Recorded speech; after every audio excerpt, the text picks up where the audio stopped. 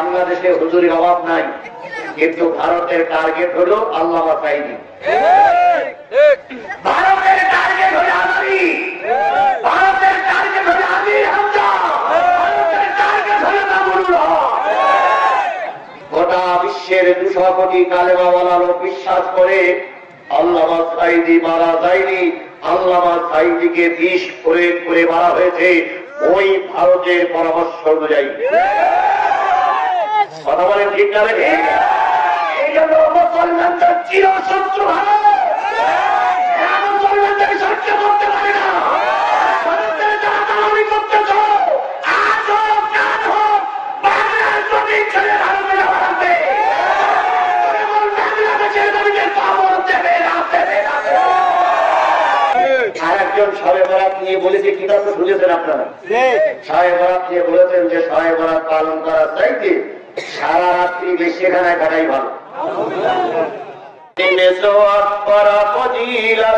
জানো খাওয়ার শেষে মিষ্টি মুখের হাদিসটাও মানো, শুধু ভাব পাতাটা উচ্চ জানে বলতে পারো না, অন্যায় থেকে বারুদ হয়ে চলতে পারো না। কেমন মুসলমান তুমি একটু বলো না, কেমন তোমার ঈমান একটু ভাবো না। তুমি মেসওয়াক করা ফজিলত জানো, খাওয়ার শেষে মিষ্টি মুখের হাদিসটাও মানো। ইন কুনতুম তুহিব্বুনাল্লাহ ফাত্তাবিউনি ইউহিব্বুকুমুল্লাহ।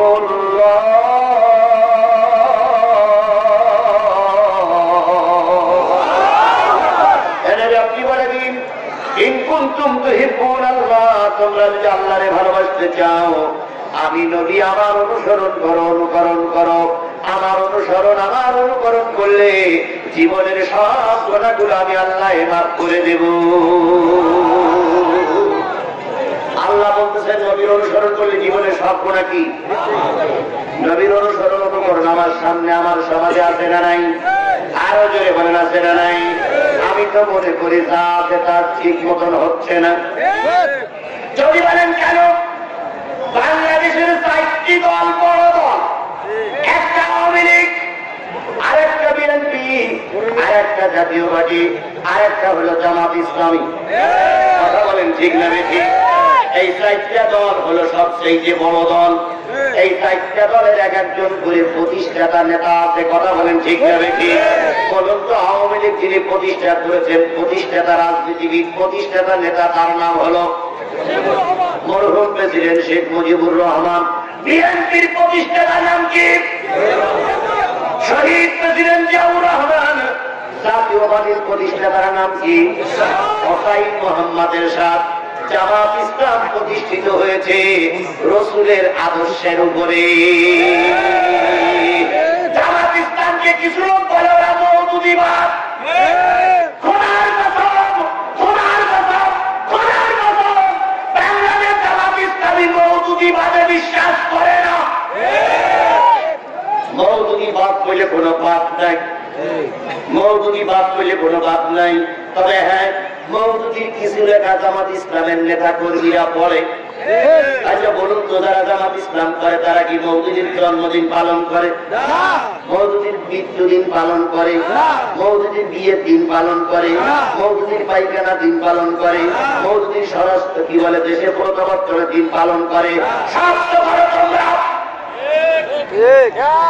আমরা মওদুদিবাদ নই। যারা আমাদের বলে মওদুদিবাদ, ওরা হলো শয়তানবাদ।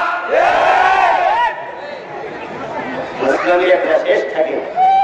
এখন মিয়ারে হক, মিয়ারে হক নিয়ে একটা লেখালেখি চলছে। কথা বলে ঠিক না ঠিক? আমাদেরকে বলা হচ্ছে আমরা মওদুদিবাদ না, আমরা মওদুদিবাদ নই, আমরা রাসূলবাদ। আমাদের রব আল্লাহ, আমাদেরকে তো মুহাম্মদ রাসূলুল্লাহ। আমরা নেপালিবাদ নই, আমরা সাঈদীবাদ নই, আমরা রাসূলবাদ। মিয়ারে হক বলে আমাদেরকে ছোট করা হচ্ছে। কওমি মাদ্রাসা যারা শিক্ষক আছেন, আমি আপনাদের পায়ে ধরে অনুরোধ করি, আমরা যত জায়গায় ওয়াজ করি একটা বারের জন্য কওমি বিরোধী করে আলোচনা করি না। আপনারা যে কুরবানির সময় লোকের বাড়িতে গরু চামড়া গুলো খুঁজে নিয়ে আসেন, আমরা সেই চামড়া নেওয়ার জন্য উদ্বুদ্ধ করি। আমরা নিজেদের গরু চামড়া আপনাদের এই বাধা দেই না। কথা বলেন ঠিক না বেশি? আপনারা মাহফিল করলেন, আমার ভাই আসতেন, মাছ কালেকশন করতে, আমি বাইর দিলাম, ধান দিলাম, টাকা দিলাম, সব করে দিলাম। আর আপনারা ওই প্রতিষ্ঠানে লেখাপড়া শিখে সিলেবাস থেকে এবার একটা প্রশ্ন ছাপানো হয়েছে, মওদুদিবাদ, ফেরকাবাদ সম্পর্কে। ছাত্ররা তোমরা কি জানো?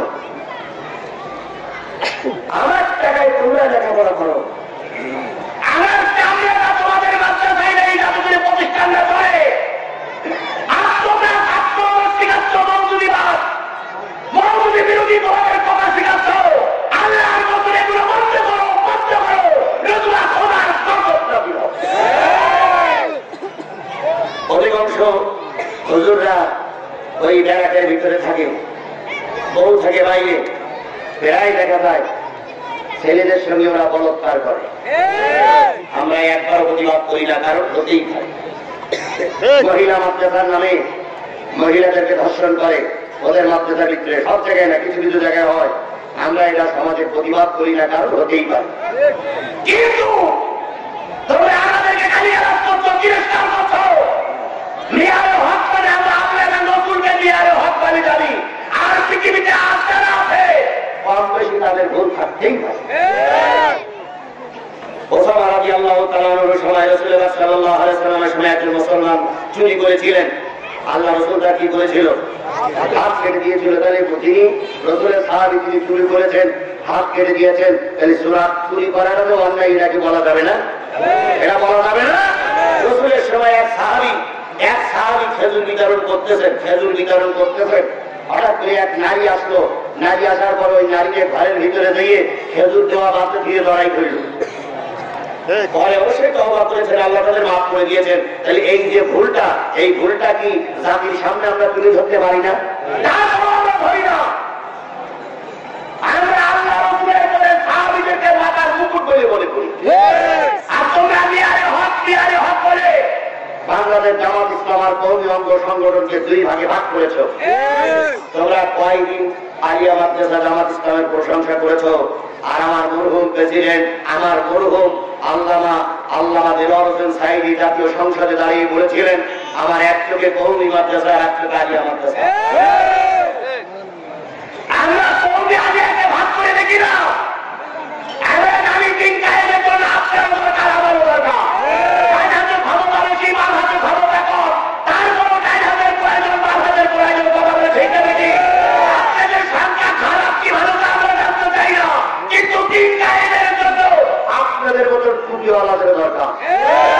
আমরা একা একা হাত তালি দিলে হাত বাঁচবে। এই জন্য দয়া করে তারা সঠিক মিয়ারে হক এইটা নিয়ে যে বিভ্রান্ত জাতির কাছে তৈরি হয়েছে, দয়া করে থেকে বেরিয়ে আসুন, নতুবা খোদার গজব নাযিল হবে। আর একজন শবে বরাত নিয়ে বলেছে, কিনা তো শুনেছেন আপনারা, শবে বরাত নিয়ে বলেছেন যে শবে বরাত পালন করার চাইতে সারা রাত্রি বেশিখানায় থাকাই ভালো। আমি এই টুপিওয়ালার বলি, এই টুপিওয়ালাদের বলি, কার কাছে টাকা খেয়েছো? কোন হুজুর টাকা পকেটে ঢুকেছে? শবে বরাতের সঙ্গে তুই বেশিখানা তুলনা করো। আমরা আল্লাহর কাছে নালিশ করেছিলাম গত 3 দিন আগে, এক মাহফিলে জনগণ মঞ্চের থেকে জুতা পিঠে করে নামাইতে বুঝেছিস। আচ্ছা বলুন, হুজুর জুতো খেয়েছে, এর জন্য কি আমরা আনন্দিত?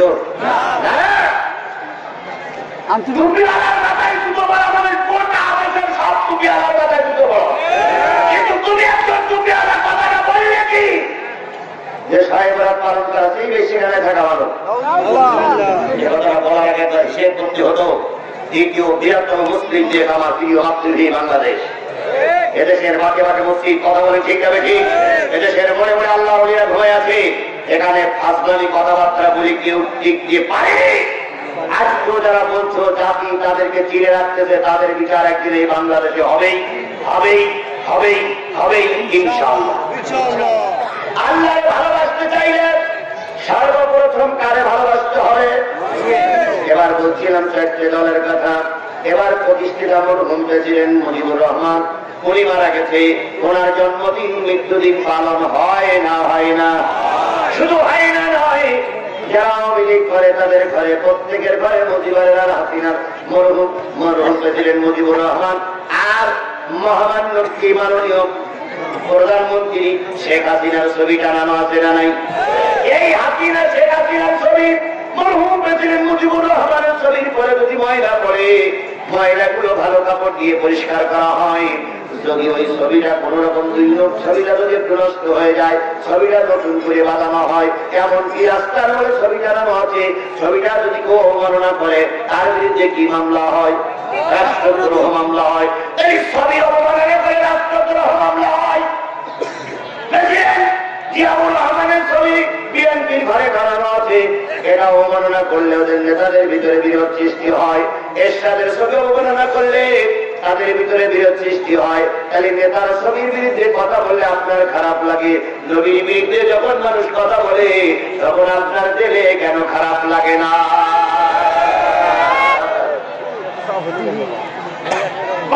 নবীর বিরুদ্ধে কথা বলছে, কথা বলে ঠিক লাগে, অথচ তার জন্য তুমি রাস্তায় নামো না।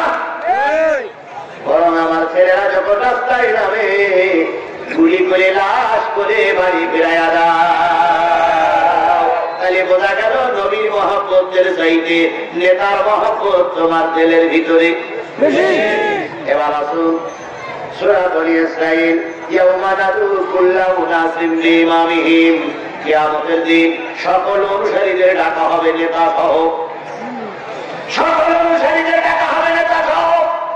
যারা মুজিবের লোক করবেন তারা মুজিবের সাথে, যারা জিয়ার লোক করবেন তারা জিয়ার সাথে, যারা এরশাদের লোক করবেন তারা এরশাদের সাথে।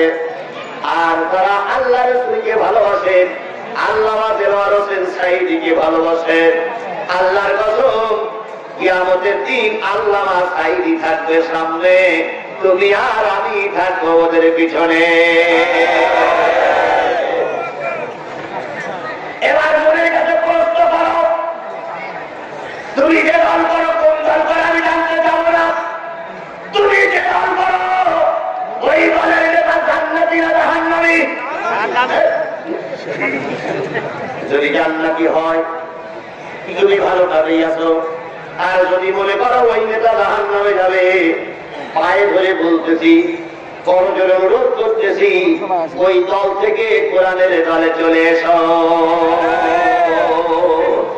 এরপরও যদি না বোঝো, আমার আর বুঝানোর কোনো ক্ষমতা নেই। এরপরও যাওয়ার সময় বলবে কোন দলে থাকতে হবে বলি। এরপরও এরা বোঝে না। এরকম না বোঝার ভান করা লোক আছে না নাই? কথায় বলে যার সঙ্গে যার মহব্বত তার সঙ্গে তার কিয়ামত। এখন আপনি জিহাদির সঙ্গে মহব্বত করবেন না ওই ঘুষখোর পুলিশের সঙ্গে মহব্বত করবেন, ওটা আপনার ব্যাপার। সুতরাং নবীকে অনুসরণ করলে কি হবে? সব গুণাগুলো কি হয়ে যাবে? এখন 1 2 3 4 5টা ভাগ, এখানে 5টা ভাগের থেকে 5 জন লোক হাত তুলে বলেন হুজুর আমার কোনো গুণা নেই। বলেন, কেউ বলতে পারবেন? তাহলে আমার গুনাহ মাফ করতে গেলে রাসূলের অনুসরণ অনুকরণ করে চলতে হবে। কথা বলেন ঠিক না বেঠিক? টুপি পরা কি সুন্নাত, দাড়ি রাখা কি সুন্নাত, পাঞ্জাবি পরা কি সুন্নাত, মেসওয়াক পরা কি সুন্নাত, নামাজ ফরজের আগে নামাজ পড়া কি সুন্নাত, থাল থেকে খাওয়া কি সুন্নাত, মিষ্টি খাওয়া কি এটাও যেমন সুন্নাত, দিন কায়েমের জন্য রাজপথে জীবন দেওয়াটাও সুন্নাত, এটাও যেমন সুন্নাত, প্রয়োজনের জেল খাটাটাও সুন্নাত। আমাদের দেশে অনেক মৌলবীরা জেল খাটার কথা শুনলি ঘিরিরা করে, নিশ্চয়ই খারাপ লোক না, তোমার জেলে গেল কেন? আল্লাহ রাসূল কয় বছর জেল ছিল? 3.5 বছর। তাহলে আপনার ভাষায় নিশ্চয়ই রাসূল খারাপ লোক না, তোমার জেলে গেল কেন? পাশাপাশি 2টা 10টা মসজিদ, এক মসজিদের ইমামের নামে 10টা মামলা, আর এক মসজিদের ইমামের নামে একটাও মামলা নেই। গ্রামের বেতনও বেশি। হ্যাঁ, বেতনও বেশি। তো পাশের এক লোক তাই হুজুর, উনিও হুজুর আপনিও হুজুর, তো উনি মামলা খায় আর আপনার তো কিছুই হয় না। তখন উনি বলে আমি একটু এই জন্য আমার কিছুই হয় না। ইনি বুদ্ধি করি চলে বলে মামলা খায় না, আর ওনার বুদ্ধি কম বলে মামলা হয়। কিয়ামতের দিন আল্লাহ রাসূলকে এই কথাটা তুমি বলতে পারো, কিয়ামতের দিন তুমি হাজারের বাইরে উঠবা আর আমি হাজারের বাইরে উঠবো, দেখি তোমার কথাটা কতটুকু আল্লাহ রাসূল গ্রহণ করে আর আমার কথাটা কতটুকু গ্রহণ করে। এই জন্য রাসূলের সব কাজগুলো করা আমাদের জন্য সুন্নাত। কথা বলেন ঠিক না বেঠিক? তুমি মেসওয়াক করা ফজিলত তো জানো, খাওয়ার শেষে মিষ্টি মুখের হাদিসটাও মানো, শুধু হক কথাটা উচ্চ স্বরে বলতে পারো না, অন্যায় থেকে বারুদ হয়ে চলতে পারো না। কেমন মুসলমান তুমি একটু বলো না, কেমন তোমার ঈমান একটু ভাবো না। তুমি মেসওয়াক করা ফজিলত তো জানো, খাওয়ার শেষে মিষ্টি মুখের হাদিসটাও মানো।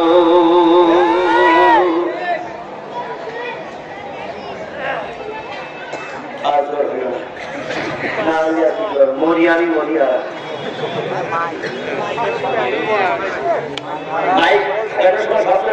বক্তার কানে যেন আওয়াজ আছে, বক্তার কানে আওয়াজ আসলে বক্তা সেল্লা কি হয় মাইক মানে খাটানো হয়ে গেছে। আমার থেকে একটু হারের দিলে মনে হয় আওয়াজ আমার কানে আসছে। যাই হোক, আর কিছু করার দরকার হয়েই তো গেছে, 12টা পর্যন্ত বলবো, তার ভিতরে হয়ে গেছে 40। তাহলে সর্বক্ষেত্রে ভালোবাসতে কাকে? নবীকে। আল্লাহর পরে কি? নবী। নবীরে ভালোবাসা করলে ইয়াগফিরুলাকুম যুনুবাকুম, সব গুনাহ কি হয়ে যাবে। এবার মূল আলোচনায় চলে যান। কুল আতিউল্লাহ ওয়ার রাসূল। আল্লাহ পাক বলেন আল্লাহর আনুগত্য করো, রাসূলের নেতৃত্বে মেনে চলো। রাসূল আর আল্লাহর আনুগত্য করলে পরীক্ষা আসবে না, আসবে না। আল্লাহ রসুল আল্লাহর পক্ষে ছিলেন, মক্কায় জায়গা হলো না, হিজরত করলেন কোথায়? আরো জোরে বলেন, হিজরত করলেন কোথায়? হিজরত করার পর মক্কার এই দুষ্ট প্রকৃতির কাফেরেরা চিন্তা করলো, যদি মদিনায় যে ইসলামী রাষ্ট্র হয়ে যায় আমাদের পাত্তা কমে যাবে। এই জন্য ওরা সংকল্প করলো কোথায় আক্রমণ করবে? মদিনায় আক্রমণ করবে, রাসূলকে নিচ্ছিন্ন করে ফেলবে, রাসূলকে মদিনায় আক্রমণ করবে। তাদের একটা জোটগত হলো, একদিন আক্রমণের পরিকল্পনা নিল। আক্রমণের পরিকল্পনা যখন নিল তখন আল্লাহ নবী সাল্লাল্লাহু আলাইহি সাল্লাম সংবাদ পাইলেন, সব মিলে লোক তৈরি করলেন 313 জন। কত? 3 মাস, রমজান মাস, রোজা 4 দিন বাকি। আমরা রোজার সময় বলে ধৈর্য ধরো না, রোজার সময় বলে যুদ্ধের মাস, রোজা রেখে কাফেরদের মোকাবেলা করার মাস। আল্লাহ রাসূল 17 রমজানে কাফেরের মোকাবেলা করলো, আর আমাদের দেশের লোক বলে রোজার মাথায় ধৈর্য ধরো। বাবা ধৈর্য ধরে না, রোজার মাথায় প্রতিবাদ করার মাস। কথা বলে ঠিক হবে? এই সামনে রোজা আসছে, যে রোজায় টার্গেট নেন বাতিলদের দাওয়াতি কাজ করবো, প্রয়োজনের মোকাবেলা করবো, তবু বাতিলের কাছে মাথা নত করবো না। 313 জন পক্ষান্তরে আবু জেহেলের 1000 বাহিনী, দুপুর লেগে যুদ্ধ হবে। যুদ্ধটার নাম কি? কতই রমজান। এই রমজান বদলের যুদ্ধ শুরু হলো। আবু জেহেল সহ 70 জন লোক মারা গেল। মুসলমানদের আল্লাহ পাক ওই যুদ্ধে বিজয় দান করলেন। বলুন তো মুসলমান ছিল কয়জন? 313 জন লোক দিয়ে 1000 কাফেরের মোকাবেলা করে আল্লাহর রাসূল বিজয়ের পতাকা নিয়ে উঠে আসলেন।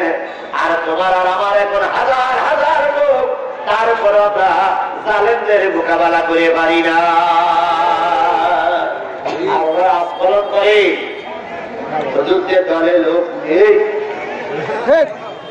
বড় হুজুরদের ফাঁসি দিয়েছি, কিছু হুজুর জেলখানায় বন্দী আছে, হুজুরদের দলের লোক নেই।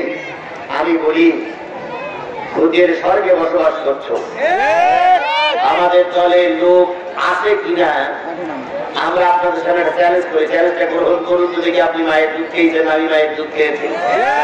চ্যালেঞ্জটা হলো আগামীকাল মিঠাপুকুরির থানার সামনে আমরা দ্রব্য মূল্যের বিরুদ্ধে, বিশেষ করে এই যে বিদ্যুতের দাম বৃদ্ধি পেয়েছে এর বিরুদ্ধে, ভোট চোরদের বিরুদ্ধে মিছিল করবো। দুটো শব্দ আপনারা মেনে নেন, আমরা দুটো শব্দ মেনে নিচ্ছি। এক নম্বর শব্দ হলো আমার লোকেরা রাস্তায় নামলে আপনি গুলি করতে পারবেন না, আমার লোকেরা রাস্তায় মিছিল করে বাড়ি আসবে, রাতে গায়েবী মামলা দিয়ে হয়রানি করতে পারবেন না। এই দুইটা শব্দ মেনে নেন, দেখুন আমাদের দলে লোক আছে না নাই। আর আমরা আপনাদের দুটো শর্ত দিচ্ছি, আমাদের ছেলেরা যাবে, কারোর ইটপাটকেল মারবে না, কারোর তিনটি একসাথে যাবে না, শুধু শান্তিপূর্ণ ভাবে মিছিল করবে। দেখেন লোক আছে না নাই। এখন কি চাই ভাই, দলের লোক যদি সুস্থ নির্বাচন হয় আর উপজেলা নির্বাচনে যদি কোরআনের সৈনিকেরা যদি নির্ভয়ে প্রতিদ্বন্দ্বিতা করতে পারে, আমরাও দেখাই দেবো আমাদের দলের লোক আছে না। এখানে যারা আসতে সমাজ দিতে হবে, জালিমেরা যদি আমাদের মোকাবেলা করার জন্য বাড়িতে নামে, আমরা এক ফোঁটা রক্ত থাকা অবস্থায় বাকিদের হাতে মিঠাপুকুর থানা তুলে দেব না। পক্ষে থাকতে রাজি আছেন?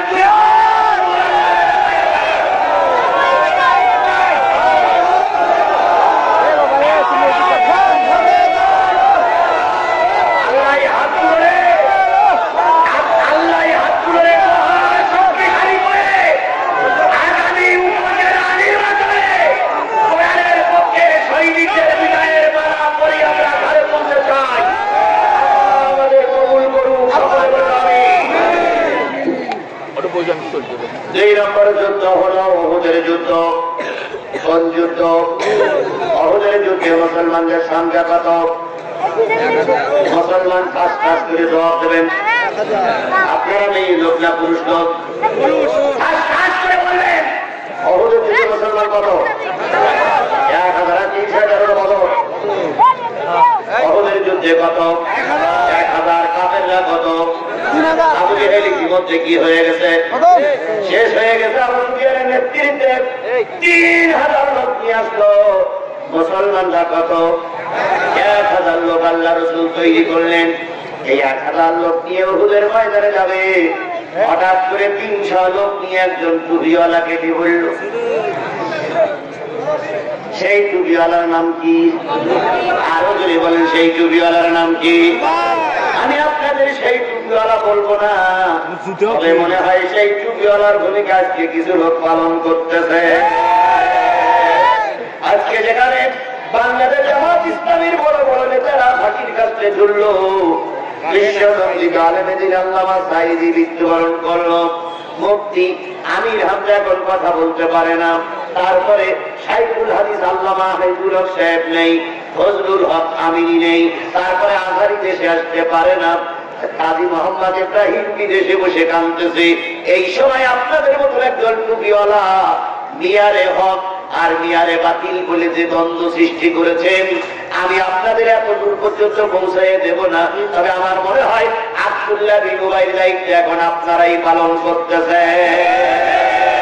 এখন ফতোয়া দেওয়ার সময় নয়, এখন এই কওমের ভিতরে দ্বন্দ্ব করার সময় নয়, এখন ঐক্যবদ্ধ হয়ে জাতির সামনে কোরআন শিখাই রাখার সময়। সামান্য জিনিস দিয়ে ফতোয়া, বুকি হরদ্বন্দ্ব আর আমি নিজে হরদ্বন্দ্ব। নামাজের পরে মোনাজাত করবো কি করবো না, মিলাদ শরীফ পড়বো কি করবো না, জ্ঞান করবো না বসে জ্ঞান করবো, এই নিয়ে মতো দ্বন্দ্ব। কথা বলে ঠিক না? ঠিক এরা কোনো দ্বন্দ্বই না, এরা কোনো দ্বন্দ্ব।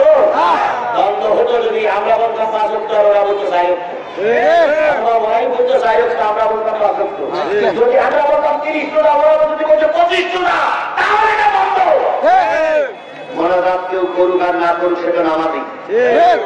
যে নামাজ পড়তে আছে মোনাজাতের ব্যাপারটা তো তার ঘরে করে, তা নিয়ে দ্বন্দ্ব কেন? আমাদের দেশে খবর দেওয়া হচ্ছে অমুক যদি মারা যায় আর অমুকের কবরে যদি ঘাস হয় আর ওই ঘাস যদি গরুটি খায়, উক্ত গরুর গোশত এবং দুধ খাওয়া হারাম। ফতোয়ায়ে মুফতি মোসাম্মদ বেগম পারভিন মমতাজ খান। এই ফতোয়া দেওয়ার সময় এখন নয়। আলেমে আলেমে বিভেদে এখন জালেমে জালেমে দোস্তি, আলেমে আলেমে বিভেদে এখন জালেমে জালেমে দোস্তি। ওদের ঠিকানা জানা নাই কারো, কে কোথায় পাবে স্বস্তি। আলেমে আলেমে বিভেদে এখন জালেমে জালেমে দোস্তি। ওদের ঠিকানা জানা নাই কারো, কে কোথায় পাবে স্বস্তি। তাহলে ওদের যুদ্ধে মুসলমান কত? 300 লোক নিয়ে কেটে পড়লে এক হুজুর। যে 300 লোক নিয়ে কেটে পড়েছিল হুজুর, সেই রাতের হুজুর এখন আমার সমাজে। এরা নামাজ পড়ে, এদের মাথায় পাগড়ি আছে, এদের মুখে দাঁড়িয়ে আছে, এরা প্রতিষ্ঠান করে বসে আছে, কিন্তু দিন কায়েমের বিরোধী। কথা বলেন ঠিক না বেশি? দিন কায়েমের বিরোধী 5 বছর হয় না, ঠিক 3 বছরের সময় এই জাতিকে বিভক্ত করার জন্য ফতোয়া দেয়। কথা বলেন ঠিক না বেশি? আল্লাহর রাস্তায় কোরআনের ছায়া তলে আসুন, মুনাফিকের ভূমিকা পালন করবেন না। এবার রাসূল 700 লোক নিয়ে যুদ্ধের ময়দানে যাবে, দারুণ মনে কষ্ট, দারুণ মনে কষ্ট। হঠাৎ করে মদিনার মসজিদে আসলেন আল্লাহর নবী। যখন মিম্বারের পরে পা রাখলেন, সাহাবীরা বললেন, ইয়া রাসূলুল্লাহ, ইয়া হাবিবাল্লাহ, আপনার মনটা খারাপ দেখলে আমাদের খারাপ লাগে। যখন আমাদের ঘরে কোনো খাবার থাকে না, নারীরা যখন খাবার দিতে পারে না, ছোট্ট ছোট্ট বাচ্চাগুলো মদিনার মসজিদে পাঠিয়ে দেয়। মদিনার মসজিদে আপনার চেহারার দিকে তাকাইয়ে থাকে। 2 দিন 3 দিন 4 দিন 5 দিন পর্যন্ত মসজিদে থাকে। 5 দিন পরে মা যখন বলে, আব্দুর রহমান বাড়ি আয় বাবা, আব্দুর রহমান মার গলা ধরে বলে, মা নবীর দরবার থেকে ফিরাই নিয়ে যেও না, নবীর চেহারার দিকে তাকায় থাকলে পেটে ক্ষুধা থাকে না। হযরত আয়েশা বর্ণনা করেছেন, আল্লাহর নবী রাষ্ট্রীয় কাজ ছেড়ে বাড়ি আসলেন। আমি ঘরে লণ্ঠন জ্বালিয়ে নবীর জামাটা সেলাই করতাম। কখন জানি আমার হাতের সুচটা পড়ে গেছে, লণ্ঠনের তেল ফুলে গেছে। নবীর জামা সেলাই করার কাজ এখনো শেষ হয়নি। আমি চিন্তা করতাম, আগামীকাল আল্লাহ নবী রাষ্ট্রীয় কাজ করার জন্য যাবেন, জামা তো সেলাই করা শেষ হয়নি, কি করা যায়? আমি মনে মনে একটা মেসেজ আসতো, মনে মনে একটা ফর্মুলা বাহির করতাম। নবী তো কম্বল মুড়ি দিয়ে ঘুমে আছে, নবীর চেহারার থেকে কম্বলটা সরাই ফেলি। হযরত আয়েশা বলেছেন, আমি নবীর চেহারার থেকে কম্বলটা সরাই ফেলতাম। ওই কম্বলটা সরানোর পর নবীর চেহারায় যে আলো হয়েছে, ওই আলোয় আমি আমার হারানো সুখ খুঁজে পেয়েছি। হযরত আয়েশা বলেছেন, আমার জাতি ইউসুফ আলাইহিস সালাম কে দেখে তৎকালীন একদল নারীরা তারা পাগল হয়ে গেছিল, পাগলিনী হয়ে গেছিল। ইউসুফ আলাইহিস সালামকে সামনে এনে জুলাইখা নামক নারী একটা করে লেবু দিল আর একটা করে অস্ত্র দিল, বলে দিল, ইউসুফকে দেখে তোমরা লেবুগুলো কেটে ফেলবে। ইউসুফকে দেখে যখন লেবু কাটতে বলা হলো, ওরা লেবু কাটতে দিয়ে কি কেটে ফেললো? আঙুল কেটে ফেলেছে, হাত কেটে ফেলেছে। হযরত আয়েশা বলেছেন, সেই জামানার নারীরা যদি আমার নবী মুহাম্মদকে দেখতো, তখন জানি হাত কাটতে দিয়ে কলেজা কেটে ফেলতো। সেই নবী মসজিদে এসেছেন, মনটা কি খারাপ, চেহারা খারাপ। হযরত ওমর তরবারি বের করে বলেন, ইয়া রাসূলুল্লাহ, কে আপনাকে কষ্ট দিয়েছে? নামটা বলুন, সালাত শেষ হওয়ার আগে কাল্লা আলাদা করে ফেলবো। নবীজি বলেন, ওমর ঠান্ডা হও, ঠান্ডা হও, ঠান্ডা হও। আবু বকর বলেন, ইয়া রাসূলুল্লাহ, রাগ আমি করি না, কিন্তু আজকে আমার রাগ মাথায় উঠে গেছে, বলুন তো কে আপনাকে কষ্ট দিয়েছে? নবী বললেন, ঠান্ডা হও। আলী এবার সামনে এসে দাঁড়ায় বলেন, ইয়া রাসূলুল্লাহ, ছোটবেলা থেকে আপনার কম্বলের ভিতরে আমি ওঠা বসা করেছি। আপনার প্রিয় সন্তান প্রিয় মেয়ে ফাতেমাকে আমার সঙ্গে বিয়ে দিয়েছে। আমি আমার আপনার চাইতে বাইরে চাইতে আপনার বেশি ভালোবাসি নবী গো। কে কষ্ট দিয়েছে আমাকে একটু বলা যাবে কি? নবী বললেন, আলী বাইরের কোন জালেম, বাইরের কোন বেধর্মী কষ্ট দিলে আমি কষ্ট পেতাম না। আমার দলের হুজুর মানুষ, আমার দলের টুপিওয়ালা 300 লোক পুষ্টিয়ে নিয়ে এক মৌলবি চলে গেছে। যে মৌলবি আমার পিছনে নামাজ পড়তো, যে মৌলবির মাথায় পাগড়ি থাকতো, যে মৌলবি মিসওয়াক করে নামাজ পড়তো, যে মৌলবি এত সুন্দর সুন্দর কথা বলতো, ওই মৌলবি 100 লোক নিয়ে কেটে পড়েছে।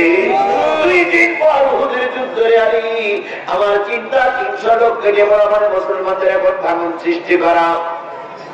নবীজি বললেন, আরে এই জন্য আমার মনটা খারাপ। পিছনে একজন লোক, আপনারা যেমন পিছনে অনেক লোক আছেন, পিছন থেকে একটা লোক দাঁড়িয়ে বলেন, ইয়া রাসূলুল্লাহ যদি বিয়াদবি মাফ করেন, যদি বিয়াদবি না নেন, আমি একটা কথা আপনার বলতে পারি না। বললেন, বলো। ইয়া রাসূলুল্লাহ মদিনায় একজন যুবক আছে, এই যুবক যদি কালেমা পড়ে আমার বিশ্বাস 300 লোকের কাজ এক যুবকেই করবে। বেশি লোক লাগে না, লোকের মতো লোক 2-1 হলেই যথেষ্ট। কথা বলে ঠিক না বেশি? বাংলাদেশে হুজুরির অভাব নাই, কিন্তু ভারতের টার্গেট হলো আল্লামা সাঈদী। ভারতের টার্গেট হলো আলী, ভারতের টার্গেট হলো আমির হামজা, ভারতের টার্গেট হলো মামুনুল হক। কত বড় বড় নাম করা হুজুর আছে, মুফতি আছে, মুহাদ্দিস আছে। কথা বলে ঠিক না বেশি? ওদের বিপক্ষে ভারত কখনো একসাথে যায় না। চরমনাই হুজুর যদি একটা সমাবেশ করে, এক সমাবেশে 1000 লোক হয়, কিন্তু ভারত জানে চরমনাই হুজুর যতই লাভালাভি করুন,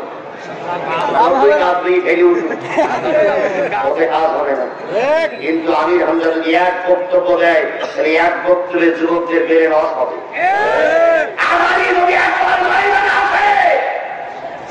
ময়দানে জায়গা দেওয়ার লোক থাকবে না।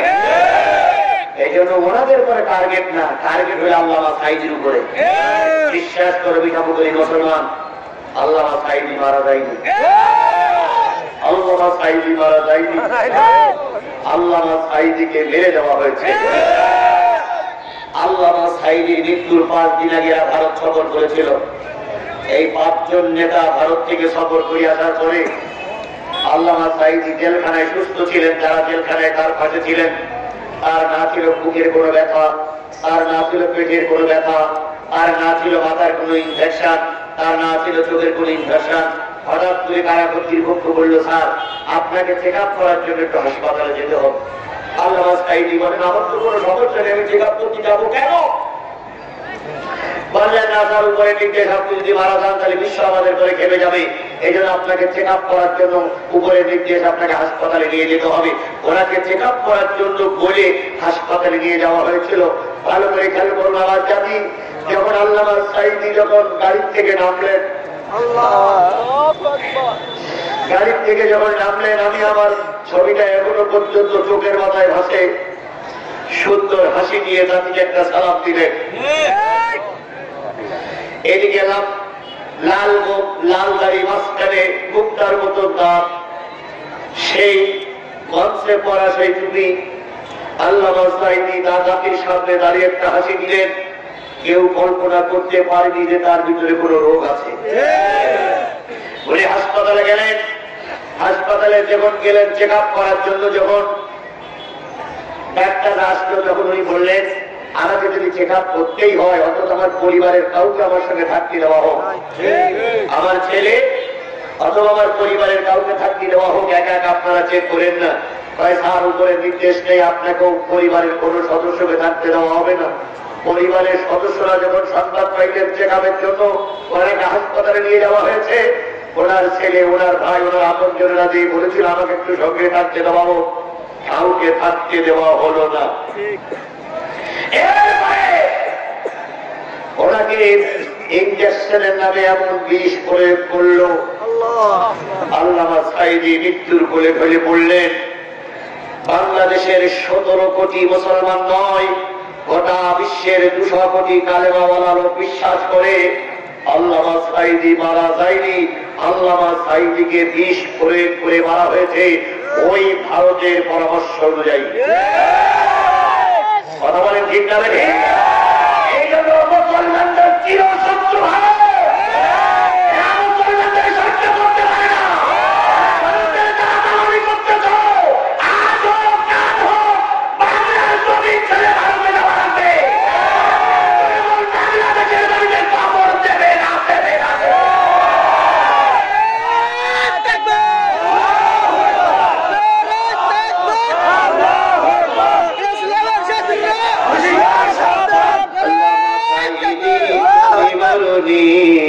শহীদ হয়েছ তুমি এটাই জানি,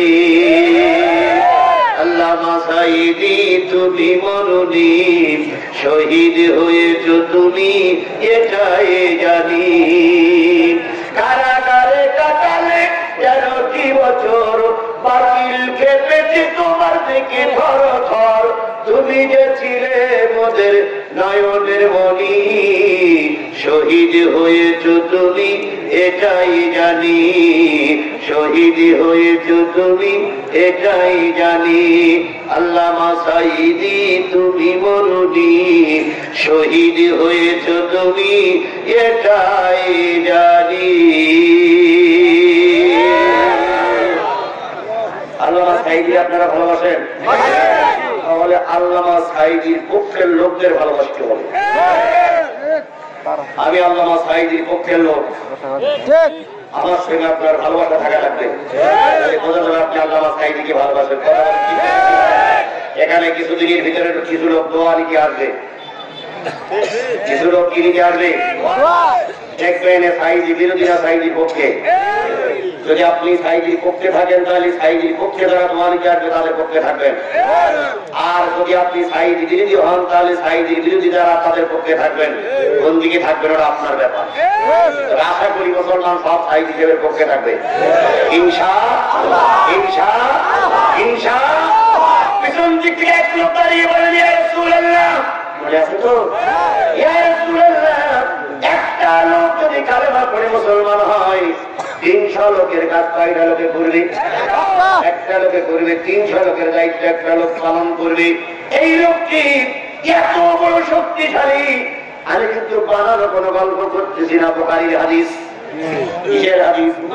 ইমাম বুখারী যখন ছেলেদের পড়াচ্ছিল যখন বলেছিলেন, হে ছাত্ররা তোমরা কি জানো একটা কুকুর জান্নাতে যাবে?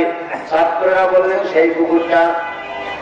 ইমাম বুখারী বলেন সেই কুকুরটা হলো আকাবে কাহাবের কুকুর। তোমরা কি জানো একটা খেজুর গাছ জান্নাতে যাবে? সেই খেজুর গাছটা হলো উস্তুনে হানানা। তোমরা কি জানো একটা উষ্টি জান্নাতে যাবে? সেই উষ্টি হতে সালেহ আলাইহিস সালামের উষ্টি। তোমরা কি জানো একটা উট জান্নাতে যাবে? সেই উটটা হলো নবীর বহন করা উট। তোমরা কি জানো একটা ঘোড়া জান্নাতে যাবে? সেই ঘোড়াটা হলো উহুদের ময়দানে নবীর বহন করা ঘোড়া। তোমরা কি জানো বেনামাজি জান্নাতে যাবে? তখন ছাত্ররা বললেন, ও আমাদের ওস্তাদ ইমাম বুখারী ভালো করে শোনেন, আল্লাহ পাকের রাসূলের কাছে প্রশ্ন। আল্লাহ পাক বললেন, ক্বালু লাম নাকু মিনাল মুসাল্লিন, একটা বেনামাজি জান্নাতে যাবে না। আল্লাহর বক্তব্য হলে একটা বেনামাজিও। তাহলে সর্বপ্রথম যারা জান্নাতে যাবে তারা কারা? নামাজি। এই মুসলমান কথা বলেন, সর্বপ্রথম যারা জান্নাতে যাবে তারা কারা? সর্বপ্রথম যারা জাহান্নামে যাবে তারা কারা? বেনামাজি। আজকে যদি বেনামাজি আপনি হন, নেতা যদি বেনামাজি হয়, এই বাদ দিয়ে ঘরে বেড়া দিয়ে কোনো কাজ হবে না। জান্নাতে যেতে গেলে কি লাগবে? আর জাহান্নামে যেতে গেলে কি বন্ধ করা লাগবে? নামাজ। যারা বেনামাজি তারা কোথায়, আর যারা নামাজি তারা কোথায়? ইমাম বুখারী বললেন একজন বেনামাজি কোথায় যাবে? ছাত্ররা বললেন, আল্লাহর কথার পরে যদি কারোর কথা হয় আমরা এটা মেনে নিতে পারি না। কোরআন যদি সমাধান দিতে না পারে তাহলে কি খুঁজতে হয়? হাদিস। হাদিস যদি সমাধান দিতে না পারে তাহলে কি খুঁজতে হয়? এটা যদি সমাধান দিতে না পারে তাহলে কি খুঁজতে হয়? ইজমা। ইজমা যদি সমাধান দিতে না পারে তাহলে কিয়াস। এভাবে করে পর্যায় করে না আছে, আগে কিয়াস নয় আগে কোরআন। কোরআনে যদি সমাধান হয়ে যায় হাদিস পর্যন্ত যাওয়া লাগবে না। কথা বলে ঠিক না? ঠিক। হাদিস যদি সমাধান করে দেয় হেকায় আসা এটাই যদি সমাধান করে দেয় এসমায় আসা লাগবে না, এসমায় যদি সমাধান করে দেয় কি আসা লাগবে না, পর্যায় করবে। কোরআন বলে দিবে বেনামাজি জান্নাতে যাবে না, আপনি বললেন বেনামাজি জান্নাতে যাবে, বুঝাই দেন তো তোমার সব দরজা বন্ধ করে দিলাম। ইমাম বুখারী বললেন তাহলে শোনো, পিছন দিক থেকে ওই লোকটি বললেন ইয়া রাসূলুল্লাহ, একজন লোক যদি কালেমা পড়ে মুসলমান হয় তাহলে ওই লোকটা 300 লোকের কাজ করবে। নবীজি বললেন তুমি আমার কাছে এসো। ওই লোকটি চলে আসলেন, চলে আসার পর নবী বললেন তুমি যার কথা বলতেছো তার নামটা বলা যাবে কি? ওই লোকটি বলেন ইয়া রাসূলুল্লাহ, ওই লোকটার নাম হলো আমর। আমর কি নাম? আরো ধরে বলেন ওমর না, কিন্তু আমর, ওমর আর আমর দুইজন আলাদা। ওই লোকটার নাম আমর। কোথায় তার বাড়ি? এই মদিনার মসজিদ থেকে শুরু করে 10 মাইল দূরে তার বাড়ি। এই লোকটি এত হিংস্র, যখন দুই পক্ষের লড়াই চলে মাসের পর মাস, বছরের পর বছর, যখন যুদ্ধ শেষ হয় না, এক পক্ষ আমরকে ভাড়া করে নিয়ে যায়। আমর যেই পক্ষে দাঁড়িয়ে যায় ওই পক্ষের লোকেরা জিতে যায়। আমর যুদ্ধ করে কখনো পিঠ মাটিতে পড়ি নাই। ওই যুবকের বয়স 24 বছর। এই 24টা বছরের ভিতরে হারার রেকর্ড তার জীবনে নাই, কিন্তু সে হলো মুশরিক। ইসলাম পছন্দ করে না, ইসলামের ধারে কাছেও আসে না। নবী বললেন আমি ওই লোকটার কাছে দাওয়াতি কাজ নিয়ে যাব। ওই লোকটার কাছে কি নিয়ে যাবো? দাওয়াতি কাজ নিয়ে। পরের দিন ফজরের নামাজ পড়ে আল্লাহ নবী লোকেশন অনুযায়ী চললেন। আমি কিন্তু বুখারীর হাদিস বলতেছি, আতিউল্লাহ ওয়া আতিউর রাসূলের আয়াতের পরে ভিত্তি করে কথা বলতেছি। আমি আয়াত ছাড়া যাইনি, আয়াত ছেড়ে যাই না, আয়াত আমার সামনে। আল্লাহ নবী পরের দিন সকালবেলা লোকেশন অনুযায়ী আমাদের বাড়ি রওনা হলেন। যেতে যেতে 10 মাইল পথ পেরিয়ে একটা বাড়ি পাওয়া গেল। ওই বাড়িতে একটা বুড়ি মানুষ বসে আছে। বুড়ি মানুষটা পশ্চিম দিক ফিরে বসে আছে, আর আমার ঢুকলেন পূর্ব দিক ফিরে। যে এটাকে বুড়ি পশ্চিম দিক ফিরে কি যেন করতেছে। আমার পিছন দিক থেকে বললেন বুড়ি মা আসসালামু আলাইকুম, আসসালামু আলাইকুম, আসসালামু আলাইকুম। বুড়ি বললেন কে? আব্দুল্লাহর বেটা মোহাম্মদ। কি জন্য এসেছ? ছেলে নেতা না? বুড়ির কথা টানই আলাদা। দেখবেন কোন ছেলে যদি নেতা হয় তাহলে মা বাপ বুড়ো ব্যাগের মতন বলে। বড় ছেলে কি আর তিনজন হু হু করে, হু হু নেতা ক্ষমতায়। বুড়ির এরকম গিয়ার উঠে গেছে। বুড়ি ভাই কি চাই? ছেলের সঙ্গে একটু কথা বলবো। বুড়ি রাত্রি বলে তুমি জানি না, যারা দরকার নাই। আমার ছেলে সারা রাত্রি গুন্ডামি করে এখন ঘুমাচ্ছে। ঘুম ভাঙা যাবে না, ঘুম ভাঙা যাবে না। নবী মোহাম্মদ বললেন বুড়িমা একবার ডেকে দাও, আমার কথাটা বলো। তোমার কথা বললে তুমিও মারি খাবো, আমিও মারি খাবো। কেমন হিংস্র জন্তু আমার ঘরে আছে। নবী মোহাম্মদ বললেন বুড়িমা একটু আমার দিকে টাকা নেই, সবাই নেই, আমি তো ভাড়াই খাটবো না, টাকাই গিলাম। আমি ভাড়াই খাটবো না, আমার ছেলেও যাবে না, আমি তোমার সাথে কথা বলবো না। নবীজি আসতে করি সামনে দিয়ে বলেন বুড়িমা ও মা, ওই ছেলে যেমন তোমার সন্তান, আমিও তোমার সন্তান, একবার একটু তাকাও। বুখারীর হাদিসে আসছে বুড়ি মাথার থেকে পা পর্যন্ত, পাপ থেকে মাথা পর্যন্ত, মাথার থেকে পা, পাপ থেকে মাথা পর্যন্ত তাকায়া বিড়বিড় করে বলতেছে আল্লাহ এ তো মানুষ না, এ তো আসমানের ফেরেশতা। মানুষ এত সুন্দর হয়, মানুষের চেহারা এত সুন্দর হয়, এবং আপনি মানুষ না ফেরেশতা? নবীজি বললেন না আমি ফেরেশতা নই, আমি একজন মানুষ। আমার বাড়ি কেন এসেছ? ভাই মা 2 দিন পরে উহুদের যুদ্ধে যেতে হবে। উহুদের ময়দানে চাষকরণ করতেছে। এখন আমার লোক দলের থেকে 300 লোক চলে গেছে। বড় প্রয়োজন একজন শক্তিশালী মানুষ, তাই তোমার ছেলেকে দাওয়াতি কাজ করতে এসেছিলাম।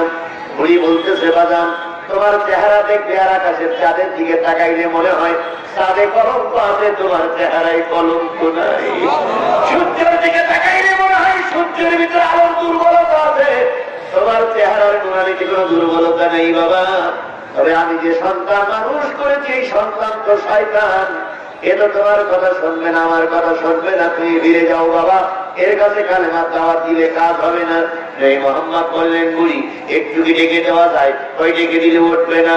আল্লাহ নবী বললেন বুড়ি না, অনেক বেলা হয়ে গেছে, আমি চলে যাচ্ছি।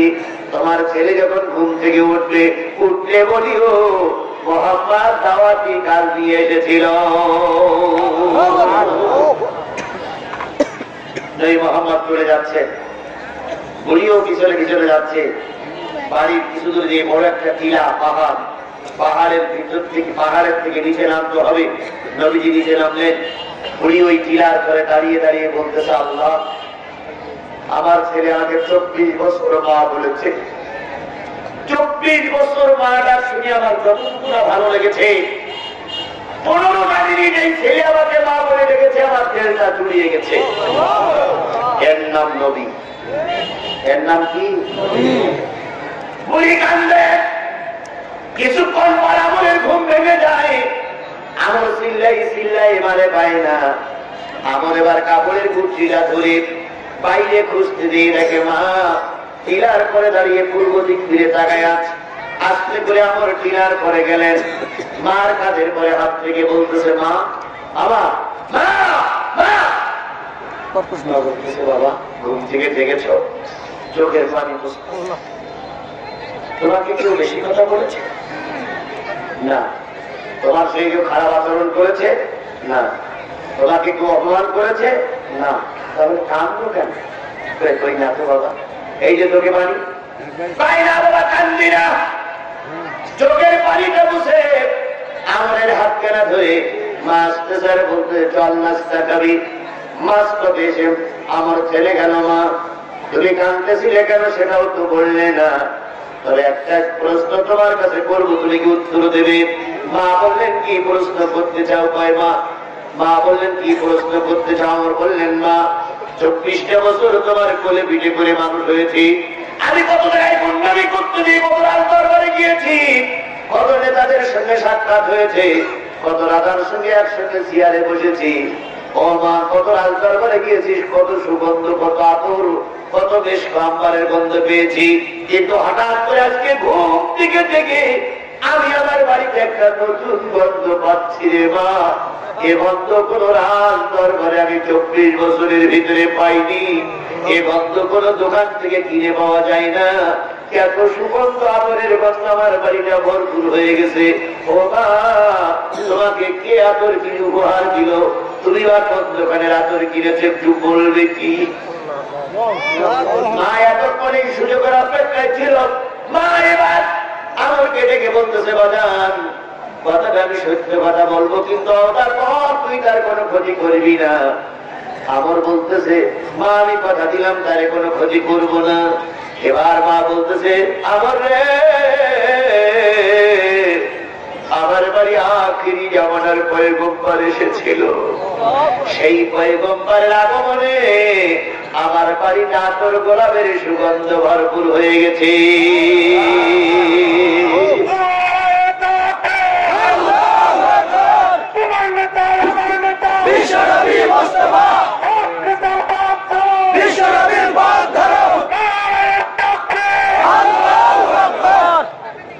চলবে চলবে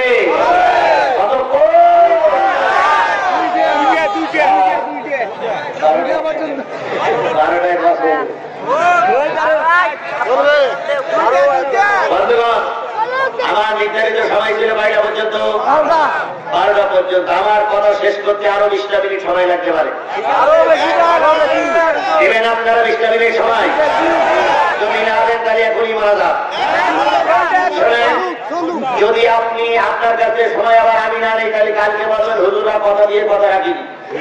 হুজুর বললে 12টার সময়, এখন হুজুর 12:30 গেল, তাহলে হুজুরের কথা দাম নেই, কামাই কথা দাম কি করে থাকে? এই জন্য আমি আপনাদের কাছে আরো 20 মিনিট টাইম চাচ্ছি এই কথাটা শেষ করার জন্য। আমি চেয়েছিলাম, শোনেন, আমি কর্তৃপক্ষকে বলেছিলাম 10টা আমাকে স্টেজে দিলে, 10টায় দিলে 20 মিনিট পাইতাম, আমার কথা শেষ হয়ে যেত। ওই যে 20 মিনিট লস হয়ে গেছে, এই 20 মিনিটের দিকে লস হচ্ছে। আপনারা কার 20টা মিনিট সময় দেবেন আমাকে? 20টা মিনিট পেশা পাইখানা বন্ধ করে রাখা যাবে না?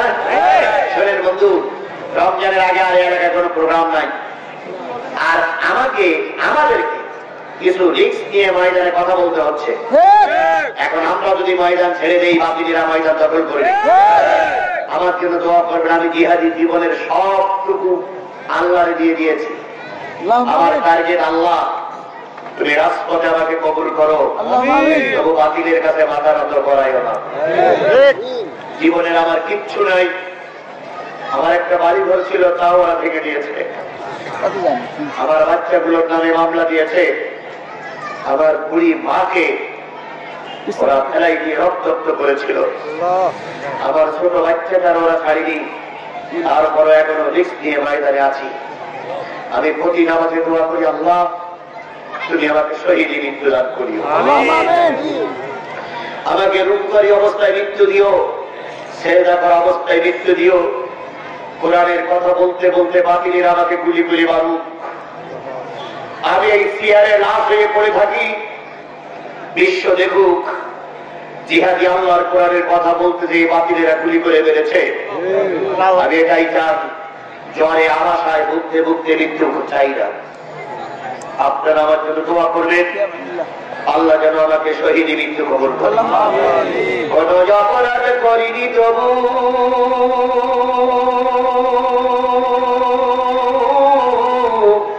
আমি আজ কারাগারে,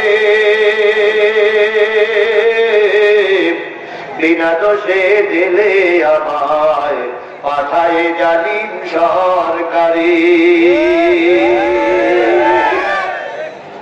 কোন অপরাধ করিনি তবু আমি আজ কারাগারে, বিনা দোষে জেলে আমায় পাঠায় জালিম সরকারি। চোর টাকা তার খুনিরা পায় রাষ্ট্রপতির ক্ষমা,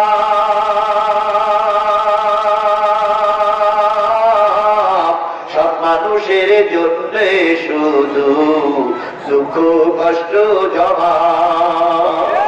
ছোট কথা বললে মাগো গুলি করে মারে,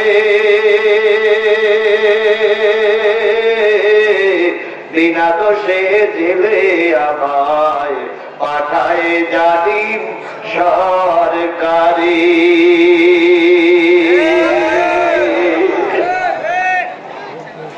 এরপর আল্লাহ আমাকে বাঁচাই রেখেছে। আল্লাহ যে কঠিন বাঁচাই রেখে কোরআনের জন্য যেন বেঁচে থাকা তৌফিক দান করেন। এত যুগ দোয়া কি বিশাল বুড়ি মুসলমানরা করতে পারবেন না? করতে পারবেন না? আমি জানি আপনাদের সঙ্গে আমার কোনো রক্তের সম্পর্ক নাই। আমি আমার ছেলে বিয়ে দেইনি, আমি আপনার মেয়ে আমার ছেলের সঙ্গে বিয়ে পড়াইনি।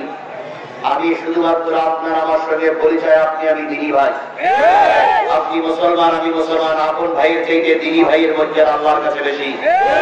আপনারা যারা আমাকে রেখে চলে যাবেন, বুঝবো আপনার আমার ভাই নাই, আপনার আমার শত্রু। এই জন্য মেহেরবানি করে 20টা মিনিট বসুন, আমি আমার কথাটা শেষ করি, আয়াতটাও শেষ করি, হাদিসটাও শেষ করি। আল্লাহ আমাদের তৌফিক দিন। আল্লাহ কবে আর দেখা করাবে জানি না, আমি দোয়া করি আল্লাহ যেন জান্নাতের স্মৃতি আপনাকে আমাকে পরিচয় করে। দুনিয়ায় যত কষ্ট আমাদের দুঃখ নাই, কিন্তু আল্লাহ যেন জান্নাতের ঝাড়ুদার আমাদের বানিয়ে যায়। তবু যেন আল্লাহ তুমি আমাদের জাহান্নামে দিও না, আমাদেরকে জান্নাত কবুল করুন। আল্লাহ কবুল করুক, সকলে বলুন আমিন।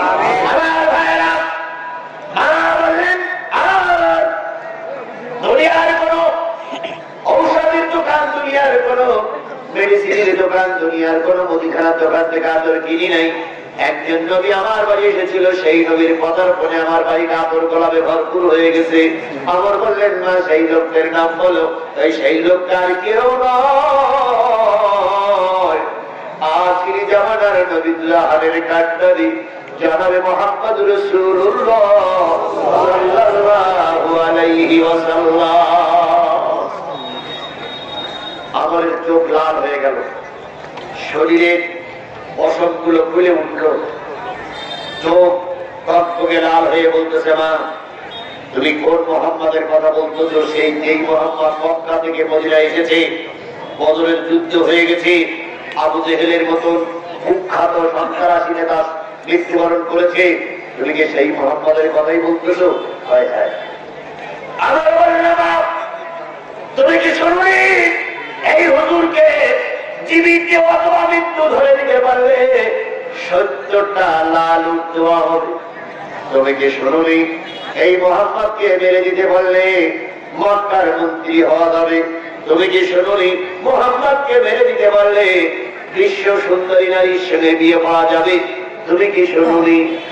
আমলের মা তখন আমরকে জড়াই ধরে বলতেছে, বাজার তুই রাওয়াটা করলি, নবীকে ক্ষতি করবি না। তুই যদি নবীর কোন ক্ষতি করিস, আমি মা তোর সন্তান বলে পরিচয় দেব না। কে তার কথা শুনে কোন দিকে চলে গেছে নবী মুহাম্মদ? আমরের মা বললেন, এই পথ ধরে চলে গেছে। আমার ঘরের ভিতরে ঢুকলো, তরবারি বের করলো, ঘোড়া টানিল, কাকে হত্যা করবে? নবী মুহাম্মদকে হত্যা করে দেশের মন্ত্রিত্ব পাবে, দেশের সুন্দরী নারী পাবে, এমপি পদ পাবে, দেশের বড় ক্ষমতা হবে। এই লোভে মুহাম্মদকে মারতে ওরা দ্বিধাবোধ করে না। এইরকম মুহাম্মদকে মারার মতন গাদ্দার মুনাফিক তখনও ছিল।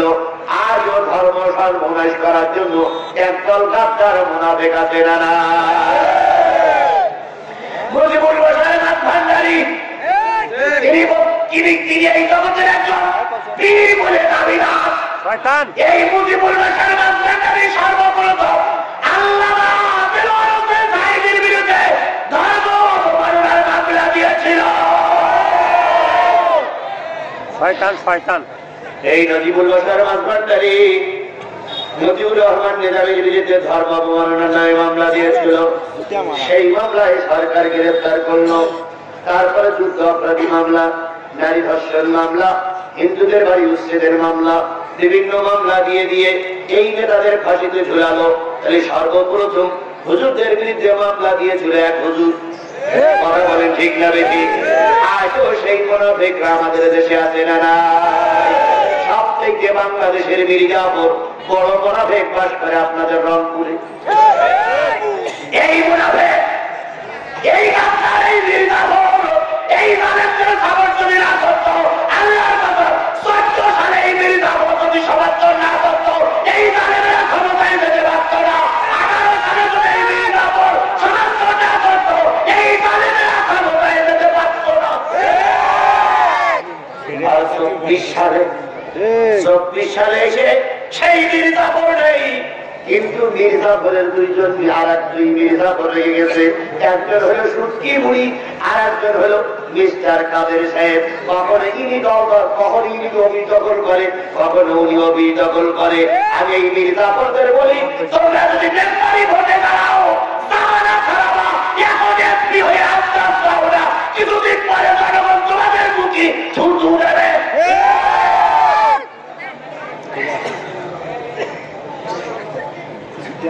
এই মির্জাপুরেরা তখনও ছিল, এখনো আছে। 28 অক্টোবরের ঘটনায় বহুত নেতা জেলে গেল। তার ভিতরে ওই ঝালকাঠির এক নেতা জেলে গেছে, শাহজাহান। উনি জেলে বসিয়ে ধন্দি সন্ধি বন্দি করিয়ে কম্প্রোমাইজ করে জামিনে বেরিয়ে আসলো। তারপরে দিন প্রতীক পেল, উনি এখন এমপি। কথা বলেন। আর একই মামলায় যারা ভিতরে ঢুকেছিল, ফখরুল সাহেব সহ যারা ঢুকেছিল, তারা 3 মাস 4 মাস 5 মাস পরে জামিনে বেরিয়ে এসে। কথা বলেন ঠিক না বেশি? এই মির্জাপুরদেরকে চিনে রাখতে হবে। এরকম কিছু মির্জাপুর মার্কা হুজুর আমাদের সমাজে আছে, তার ভিতরে নজিবুল বাসার একজন। কথা বলেন ঠিক আছে? ঠিক। তবে প্রধানমন্ত্রী স্যালুট জানাই, প্রধানমন্ত্রী আপনাকে স্যালুট জানাই, আপনি কিছু মুনাফিককে বাদ দিয়েছেন। তার ভিতরে নজিবুল বাসাকে 32 তালা দিয়েছে। এরপরে ডাক্তার ইমরান এই সরকার বদলেছে 170 তালা। এরপরে মুফতি মমতাজ খাতুন দিতেছে 155 তালা। এসব তালাক দেওয়ার কারণে এরা এখন সরকার তোমাদের ব্যবহার করে পুরুষের মতো ব্যবহার করে ছুড়ে ফেলেছে। এখন থাকায়ও বেরোতে পারো না, ঘরেও থাকতে পারো না। সরকার বাহনও তোমাদের স্যালুট দেয় না, বিরুদ্ধে তোমাদের স্যালুট দেয় না। জনগণ তোমাদের হত্যা হয়ে খুঁজতেছে। সেই 13 সালের সেই গণজাগরণ মঞ্চে সেই ইমরান এই সরকার এখন কোথায়? জনগণ তোমাদের চা খাওয়ার বলে খুঁজতেছে। কথা বলেন ঠিক না বেশি? জীবনে কোনদিন কেউ টিকে থাকতে পারেনি। নবাব সরাজুদ্দৌলার পায়ে দিয়ে মানুষগুলি চোখের পানি ফেলে, আর মীর জাফরের পায়ে দিয়ে গেলে মানুষ চুপা ফেলে। বীর জাফর যারা করেছে তাদেরকে আল্লাহ থেকে রেখেছে, জাতি থেকে রেখেছে। কথা বলেন ঠিক না বেশি?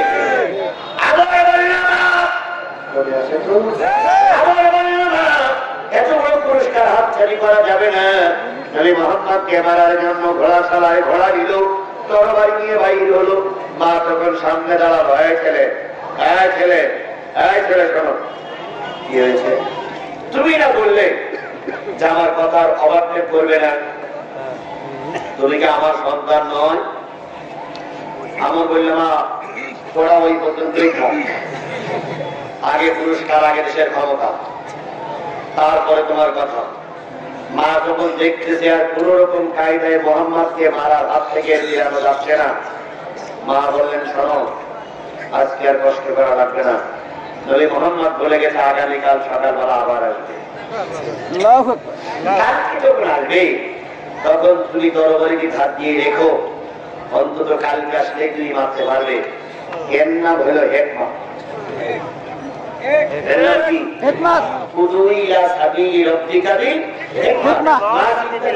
থামানো যাচ্ছে না, একটা বুদ্ধি দিয়ে থামাই যায়। আবার বললে বা তাই হবে, কালকে আজকে তুমি বুঝবে কি করে? তাই বাজান রে, নবীকালী কোনোদিন দেখি নাই, কিন্তু আজকে চেহারাটা দেখেছি। আজকের চেহারা দেখে মনে হয়েছে এই লোকটা মিথ্যা কথা বলতে পারে না, এই লোকটা ধোঁকা দিতে পারে না, এই লোকটা প্রতারণা করতে পারে না, এই লোকটা জাতিরে কখনো বিপদে ফেলতে পারে না। আমি জানি মুহাম্মদের জীবন যদি চলেও যায়, যদি মুহাম্মদ বেঁচে থাকে আর যদি সুস্থ থাকে, আগামীকাল মুহাম্মদ আবার আসবে।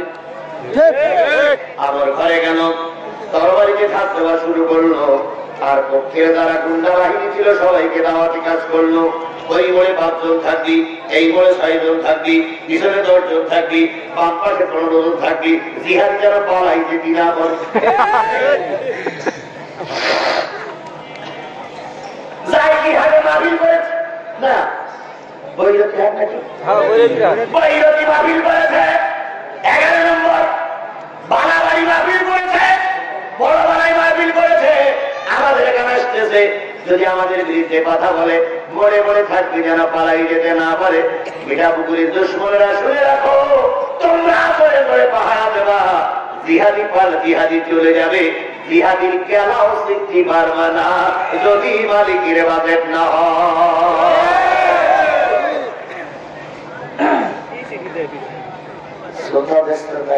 সবসময় করবেন যতই শ্রোতা দেয়া কাম হবে না, যতই তোমরা কুসকুস করো না কেন, যতক্ষণ মঞ্চে আসি আমি সব কারোর কথায় দেখা সেই আমি নই। ভাই দেখাবো অন্য হুজুরদের দেখা, আমি ভয়ে পেয়ে মঞ্চের থেকে নেমে যাওয়া লোক নই। জীবনে যদি রক্ত কেন মাথাও দিতে হয়, তবু আমার গতিকে আমি চলবো। আমার আরেকটা নাম আছে, আপনারা সবাই জানেন, বাংলাদেশে আমার একটা নাম আছে, আমি নাকি জেন হুজুর। আমার বলে জিহাদি তো জেন, জেন না জেন জেন জিন হুজুর। তার একজন জিজ্ঞেস করে কেন, যতক্ষণ মঞ্চে থাকে ততক্ষণ চেনা যায়, মঞ্চের থেকে নামলেই পন্ডিত যায় ভাই গেল আমি জিনও নই, আমি ফেরেশতাও নই। তবে যতক্ষণ মঞ্চে থাকি ততক্ষণ তোমরা দেখো, আর মঞ্চের থেকে নামলে আমার আল্লাহ দেখে। এই জন্য হাজারো চেষ্টা করেছো, হাজারো প্রতিবন্ধকতা সৃষ্টি করেছো, কিছুই করতে পারো, কিছু মিথ্যা মামলা দিতে পেরেছো, কিন্তু ওগুলোর কত পাই দিয়ে পর্যন্ত এসেছি। আল্লাহ পাকের কাছে সাহায্য যে আল্লাহ যে কদিন আছো, তোমার যে কদিন আছি তোমার পক্ষের বান্দা হিসেবে কবুল করো, আমি যেন বাতিলের কাছে মাথা নত না করি। মনে মনে গুন্ডা বাহিনী দিলাম, নবী আসবে হত্যা করবে। অন্যদিন সকালবেলা, গতকাল সকালবেলা বুড়িরে সালাম দিয়েছিল কে? নবী। আর আজকে বুড়ি ওই টিলার পরে দিয়ে দাঁড়ায় আছে মোহাম্মদ কখন আসবে। মোহাম্মদ সাল্লাল্লাহু আলাইহি সাল্লামের একটা আদব ছিল, কারণ ছিল মোহাম্মদ কখনো উপরের দিকে তাকাই হাঁটতেন না, সাল্লাল্লাহু আলাইহি সাল্লাম নিচের দিকে তাকাই হাঁটতেন। নিচের দিকে তাকাই আল্লাহ নবী আসতেছেন, মাথায় একটা রুমাল দিলা নবীজি নিচের দিকে তাকাচ্ছেন, টিলার উপরে উঠবে। এবার বুড়ি টিলার থেকে সালাম দিল, আসসালামু আলাইকুম, আসসালামু আলাইকুম, আসসালামু আলাইকুম। বাবা মোহাম্মদ কেমন আছো বাবা? গতকাল বুড়ি সালাম, গতকাল নবী সালাম দিয়েছিল বুড়িকে, আজকে বুড়ি সালাম দিচ্ছে নবীকে। এর নাম দাওয়াত। আল্লাহর নবী ওয়ালাইকুম আসসালাম বলে বললেন, মা কেমন আছো? ভাই আল্লাহ আমাকে এখনো ভালোই রেখেছে। বুড়ি আল্লাহ নবীকে পেয়ে খুশি হয়ে তখনও পর্দার আয়াত নাজিল হয়নি। বুড়িকে সন্তানের মতন জড়িয়ে ধরে মাথায় চুমা দিয়ে বুড়ির কুশালা, নবীর কুশালাতে জিজ্ঞেস করছে। বুড়ি ছোট্ট ছোট্ট করে বলতেছে, মা আমি তোমার সন্তান, কালকের পরে মনে হয় আর দেখা হবে না রে মা। কেন? কালকে উহুদের ময়দানে বদরের প্রতিশোধ নেওয়ার জন্য প্রায় 1000 লোক এসে হাজির হয়ে গেছে। 3000 নেতৃত্ব দিচ্ছে আবু সুফিয়ান। আমার অল্প কিছু লোক নিয়ে কালকে যুদ্ধের ময়দানে যাব। ও মা, যদি উহুদের ময়দান থেকে ফিরে না আসি মা, তুমি তোমার সন্তানের জন্য দোয়া করিও। বুড়ি বুকের ভিতরে জড়াই ধরে বলতেছে, না রে মা, আমি আসমানের মালিকের কাছে দোয়া করতেছি, আল্লাহ তোরে শহীদ করবে না, তোর গাদি করে ফিরাইয়ে নিয়ে আসবে। মা কথাটি ছোট্ট অতি, কিন্তু যেন ভাই উহার চেয়ে নাম যে বলুন ত্রিভুবনে নাই। বিদেশে বিপদে যদি কারোর সন্তান মারা যায়, কাক কোকিল জানার আগে আগে জানে মা। বুড়িয়া নবী মুহাম্মদের কদম কদম চলছে, আমলের ঘুম ভেঙে গেল। বালিশের থেকে মাথাটা উঁচু করে বলতেছে, মা যেন কার সঙ্গে কথা বলছে। তাই নিশ্চয়ই নবী মুহাম্মদ বলে এসেছে। আমার ঘুম থেকে জাগলাম, নবী মুহাম্মদের পিছন দিক থেকে যে নবী মুহাম্মদের কাঁধের পরে তরবারির মাথাটা ঠেকাইয়ে বলতেছে, মানাম তাইয়া সাহেব, মানাম তাইয়া সাহেব, মানাম তাইয়া সাহেব। হে মুরব্বী, কে আপনি? নাম বলেন, পরিচয় বলেন, কোথায় বাড়ি, কোথায় বার, এখানে কেন এসেছেন? নবী ভাই পেয়ে যাবে। মুসলমান কথা বলে, নবী ভাই পেয়ে যাবে। আরো জোরে বলেন, নবী ভাই পেয়ে যাবে। নবী কয়জন? কিন্তু নবী ভাই বাবা লোক নাই, কারণ নবীর পক্ষে কেউ নাই। কে আছে? বলতে হবে, কে আছে? তোমার আমার পক্ষে কেউ নাই, কিন্তু তোমার আমার পক্ষে কে আছে? আধারে ভয় পেও না, আধারে ভয় পেও না, আলো আছে আধারে। জালিমেরা পালিয়ে যাবে, তুমি উঠে দাঁড়ালে। আধারে ভয় পেও না, আধারে ভয় পেও না, আলো আছে আধারে। জালিমেরা পালিয়ে যাবে, তুমি রাস্তায় দাঁড়ালে। এই মুহাম্মদ সাল্লাল্লাহু আলাইহি সাল্লামের কাঁধের পরে তরবারি মাথা ঠেকাই বলতে, মানাম যায় সাহেব। নবীজি পিছনে তাকাই দেখে সেই ছেলে তরবারি মাথা ধরে বলতেছে, আনা মুহাম্মাদুর রাসূলুল্লাহ। তুমি সেই নবী, তোমারই কারণে বদরের যুদ্ধ হয়েছে, তোমারই কারণে আবু জেহেল মারা গেছে, তোমারই কারণে ওলিদ ইবনে মুগীরা নিহত হয়েছে, তোমারই কারণে মক্কা মদিনার সঙ্গে বিরোধ হয়েছে, তোমারই কারণে অহদের যুদ্ধের ঝঞ্ঝনি বাজতেছে, তুমি সেই মোহাম্মদ? নবীজি মাথা নিচু করে আছেন, কিছুই বলতেছেন না। হ্যাঁ বুঝেছি, তুমি সেই মোহাম্মদ।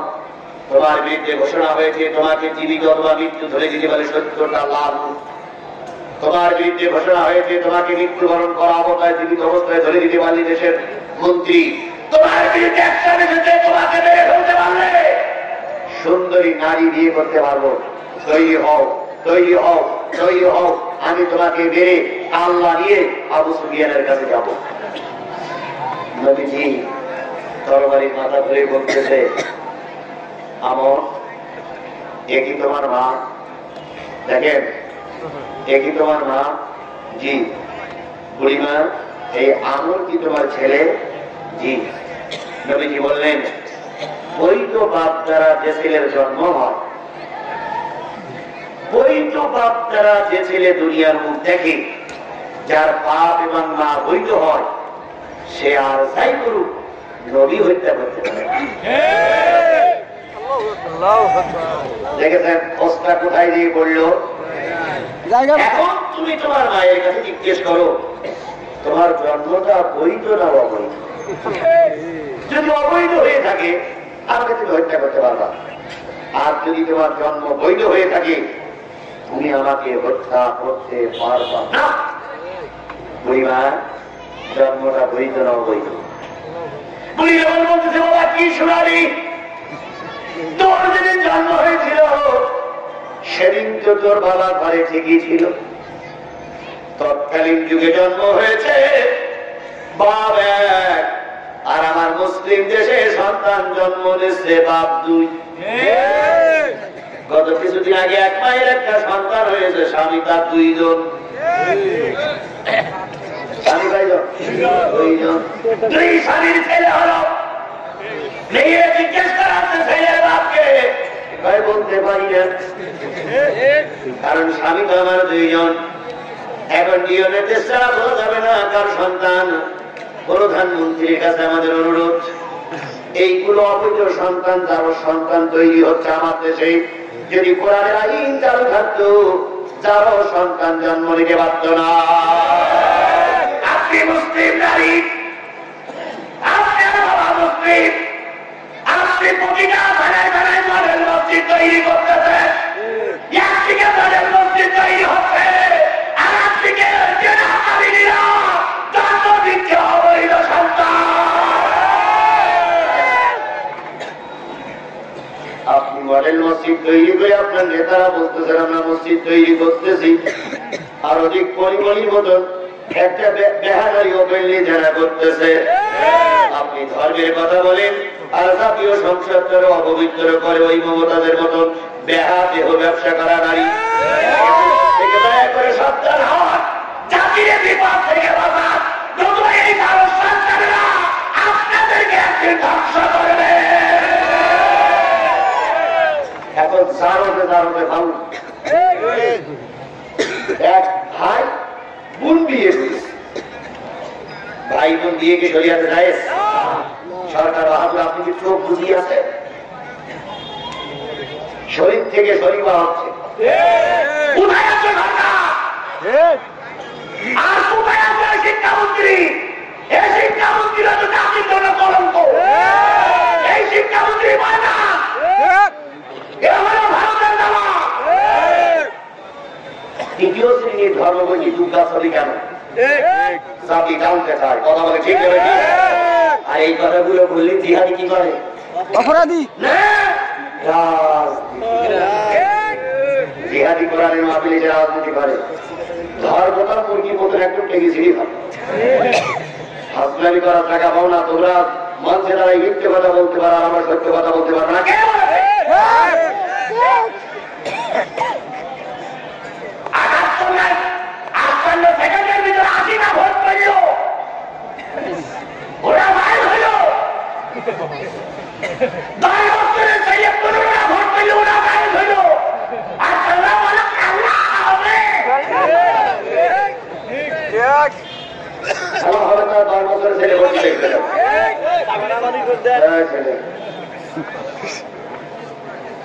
চলবে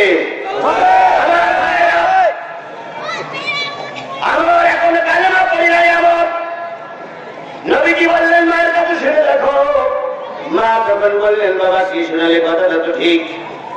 এবার নবী একটা আয়াত বললেন, ইন্নাল্লাযীনা ইয়াকফুরুনা বিআয়াতিল্লাহ ওয়া ইয়াকতুলুনান নাবিয়্যিনা বিগাইরিল হক ওয়া ইয়াকতুলুনাল্লাযীনা ইয়া'মুরুনা বিল কিসতি মিনান নাস ফাবাশশিরহুম বিআযাবিন আলীম। নিশ্চয়ই যারা কোরআনের কোন একটা আয়াত অস্বীকার করে, নিশ্চয়ই যারা নবীদের কোরআন অন্যায়ভাবে হত্যা করে, নিশ্চয়ই যারা আল্লাহর কোরআন রাসূলের কথা বলে, এই সমস্ত আলেমদের মামলাতে মিথ্যা মামলা দেয়, এদেরকে মিথ্যা বই দিয়ে ফাঁসিতে ঝুলায়, এরপরে তারা এদের পক্ষে তারা কাজ করে, আল্লাহর ভাষায় এ আসো ওরা অবৈধ মায়ের সন্তান।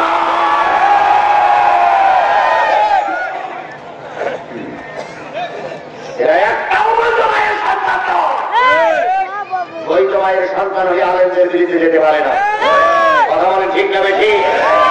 ওরা হুজুরদের বিরুদ্ধে মিছিল করে, হুজুরদের গুলি করে মারে, হুজুরদের মিথ্যা অপবাদ দিয়ে জেলখানায় ঢুকে গিয়ে আনন্দ মিছিল করে। ওর সামনে নজর খুলে দেখো, হয় বাপের সমস্যা নয় মার সমস্যা। শরীরে থাকে, সেগুলো অমুসলিম হয়, আলেমদের বিরুদ্ধে যেতে পারে না। মুসলমানের সন্তানরা আলেমদের বিরুদ্ধে মিছিল করো। আমিও বলি, মরার পরে যেন আলেম থেকে জানাজা পড়াই না, কৃষ্ণ বাবু দিয়ে যারা সেরে নিয়ে সারা জীবন আলেমের বিরোধিতা করলে মরার সময় আমরা দোয়া করবো, কেন কৃষ্ণ বাবুতে দোয়া করাই। আর যদিও দোয়া করি বুঝবো ছাড়া, শুধু ছাড়াই জানানো হবে। কথা বলেন ঠিক যাবে কি? হুজুরদের বলি, এরকম শয়তান নেতা মারা গেলে তাদের উজু ছাড়া। এখন ওরা হয়তো মনে করতে পারে উজু ছাড়া যখন হুজুর বলে গেছে তাহলে আমরা আজকে উজু করাই দেব। ওরাও তো বুদ্ধি কম, ওরাও কি করবে? উজু করাই নেবে। আচ্ছা উজু যদি করাই নেওয়া হয়তো আমার করাই দিলে, আমার হয়তো দেখি এসে উজু নেই, তুমি আমার উজু করাই নিলে। এবার লাশ থাকবে তো সামনে, আমি থাকবো তো সামনে, আর তোমরা থাকবো তো পিছনে। যখন লাশের মাঝখানে দাঁড়িয়ে আমি জানাজার জন্য নিয়ত করবো, তখন বলবো আল্লাহ এই সেই লোক, এই আমার সামনে শুয়ে দিয়েছে, আল্লাহ এই সেই লোক। এর জন্য আমার মিথ্যা 15টা মামলা কাটি হয়েছিল, এর জন্য আমার স্ত্রী বল হারা হয়েছে সন্তান, এর কারণে আমার মা বিধবা হয়েছে। আল্লাহ এই সেই সন্তান শয়তান শুয়ে আছে, ঠিক মতো আল্লাহ লাস্টে টাই দিও। দুনিয়ার আদালতে মামলা দিলাম, এমনি তোমার আদালতে মামলা দিলাম, আল্লাহ মামলা ঠিক মতো নিও, টাই দিও।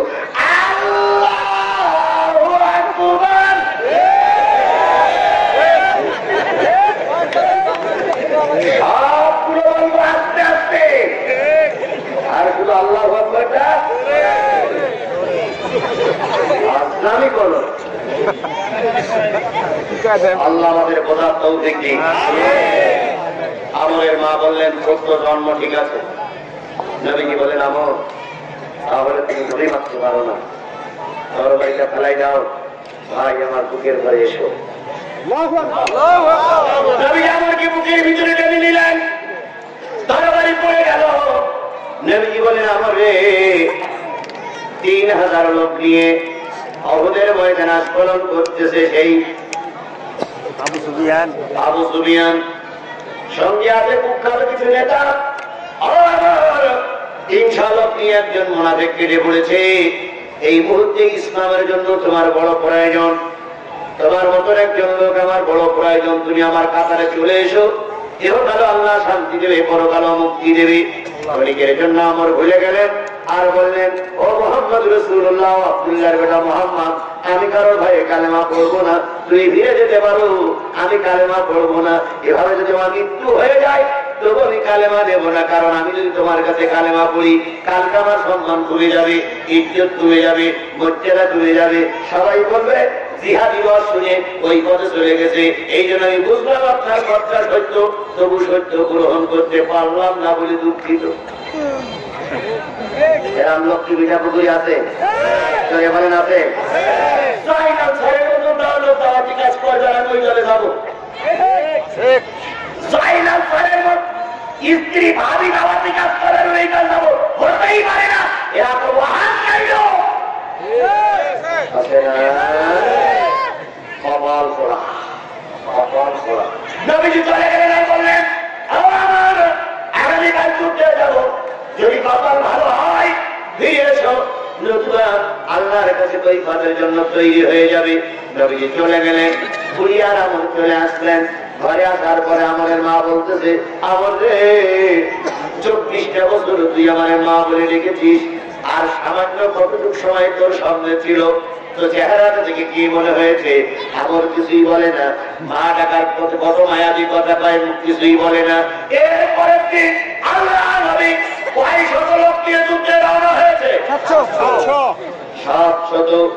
আমরের মা সকালবেলা ঘুম থেকে জেগে মুরগি জবাই করলে, কবুতর জবাই করলে যেমন ছটফট করে, 12টায় ছটফট করে আর বলে, আসমানের মালিক আল্লাহ, জমিনের মালিক আল্লাহ, আমার নবী মুহাম্মদকে অক্ষত অবস্থায় তুমি আমার কাছে ফিরিয়ে দিয়েছো। ওই কান্নার শব্দ শুনে আমাদের ঘুম ভেঙে গেল। ঘুম থেকে জেগে মার মাথার কাছে দিয়ে সেটাকে মা কটা কবুতরের মতন, মুরগির মতন ছটফট করে। বুড়ি মা আমার জিজ্ঞেস করে, মা এত কান্না কান্দ কেন? মা বলতেছে, বাজান রে, তোরে আমি 24 বছর কোলে পিঠে করে মানুষ করেছি, 2টা বার নবী আধা ঘন্টা আমাকে মা বলে ডেকেছে, তোর থেকে মহব্বত আমার নদীর পরে বেশি হয়ে গেছে, তাই তো কান্দি। আমর বললেন, মা তুমি থাকলে একটু মদিনায় খবর নিয়ে আসি। আমর চলে গেলেন মদিনায়, ঘোড়া নিয়ে মদিনার হইতে গলিতে ঘুরতেছে আর দেখতেছে কিছু যুবতী নারী ছোট্ট ছোট্ট বাচ্চাগুলো নিয়ে কোলে করে নিয়ে বসে আছে। বাচ্চাগুলো তুমি মুখ লাগায় না, মার চোখে পানি, বাচ্চার চোখে পানি। আমার জিজ্ঞেস করেন, ও মদিনার নারীরা, তোমরা কেন কাঁদো? তোমাদের চোখে কেন পানি? বাচ্চারা কেন দুধ খায় না? নারীরা বলতেছে, কে তুমি, কি তোমার পরিচয় জানিনি, তুমি কি শোনোনি আল্লাহর নবী যুদ্ধের ময়দানে গেছে? ভাই শুনেছি, ভাই নবীর মহব্বতে পড়ে ছোট ছোট বাচ্চাগুলো দুধ খাওয়া বন্ধ করে দিয়েছে। আমার ওখান থেকে চলে গেলে কিছু দূর দিয়ে রাখে একদল রাখাল পিছনে লাঠি লাগায়া চুপচাপ দাঁড়িয়ে আছে। ছাগল গরুগুলো চুপচাপ দাঁড়িয়ে আছে, সবাই চোখ দিয়ে পানি পড়তেছে। আবার রাখালদের জিজ্ঞেস করে, রাখালেরা, ছাগল গরুগুলো কেন ঘাসে মুখ লাগায় না, তোমরা কেন দাঁড়িয়ে আছো? রাখালেরা বলে, কে গো তুমি, কি তোমার পরিচয়, কোথায় তোমার বাড়ি আমার জানা নাই। তবে নবী যুদ্ধের ময়দানে গেছে, সেই মহব্বতে বলে ছাগল গরুগুলো ঘাস খাওয়া বন্ধ করে দিয়েছে, আমাদেরকে যুদ্ধের ময়দানে নেই নাই। আমরা আল্লাহর কাছে কাঁদতেছি, আল্লাহ দয়ার নবীরে তুমি আমাদের কাছে ফিরাইয়া দাও। আমার বলে, আমার জাতি, আমি ওখান থেকে ছুটে চললাম মদিনার মসজিদে, যে দেখি একজন বুড়া মানুষ মদিনার মসজিদে বসে কাঁদতেছে। আমি যে সালাম দিলাম, ওরা জিজ্ঞেস করলো, কি তোমার পরিচয়, তুমি আমাদের কাছে সালাম দাও। আমি বললাম, আমি আমর। তুমি কি শোনোনি নবী মুহাম্মদ যুদ্ধের ময়দানে গেছে, যদি আল্লাহ নবী শহীদ হয়ে যায়, আমরা তোমাকে বুড়া মানুষ হলেও তোমারে ক্ষমা করবো না। এ কথা শোনার পর আমরের বিবেকে সাড়া দিল। আমর ফিরে এসে ঘরের ভিতরে ঢুকতেছে আর বলতেছে, মা, ও মা, তুমি চোখের পানি মুছে ফেলো, তোমার আমর উহুদের ময়দানে যাবে।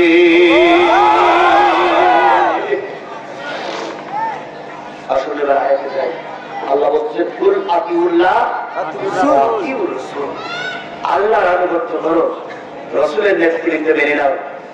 এতক্ষণ পর্যন্ত ইহুদি খ্রিস্টান আল্লাহর মেনেছিল, রাসূলকে মানি নাই। এই এতক্ষণ পথ ঘাট পাড়ি দেওয়ার পর আমার এখন কার আনুগত্য করবে?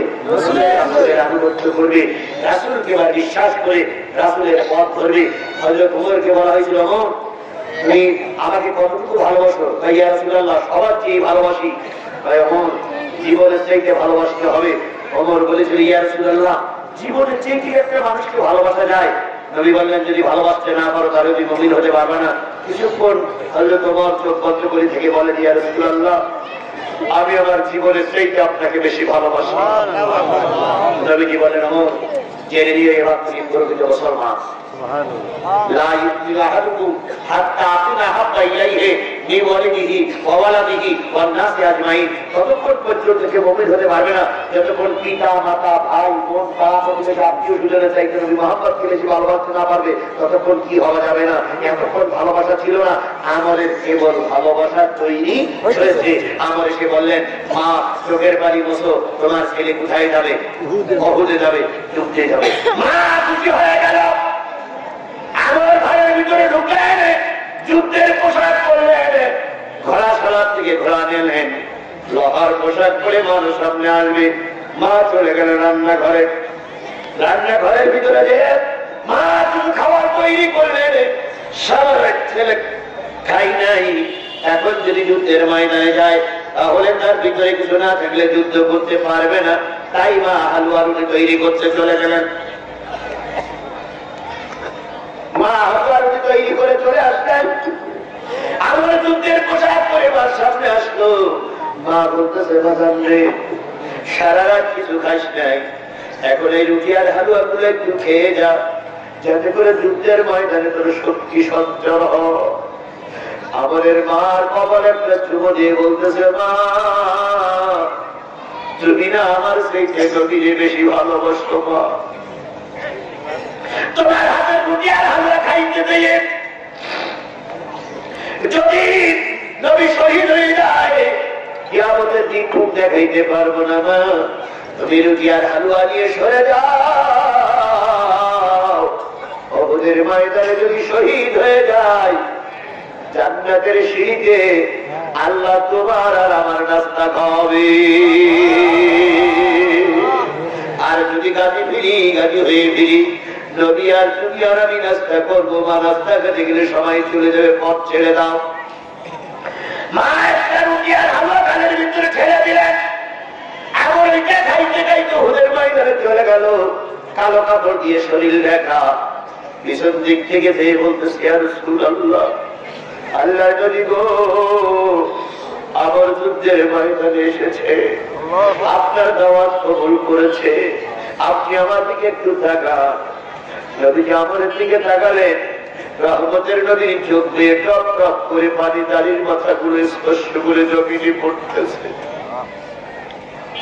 আমার বলেন, ইয়া রাসূলুল্লাহ, আমার মার চোখে পানি দেখে এসেছে, আপনার চোখে পানি আমি তো সহ্য করতে পারি না, আপনার দাওয়াত আমি কবুল করেছি, আমি তো আপনাকে ভালোবেসেছি, এরপরও আপনি কাঁদতেছেন। নবী বললেন, আমার রে, উহুদে তাকায়া যাক, আমির হামজা শাহাদাত বরণ করেছে।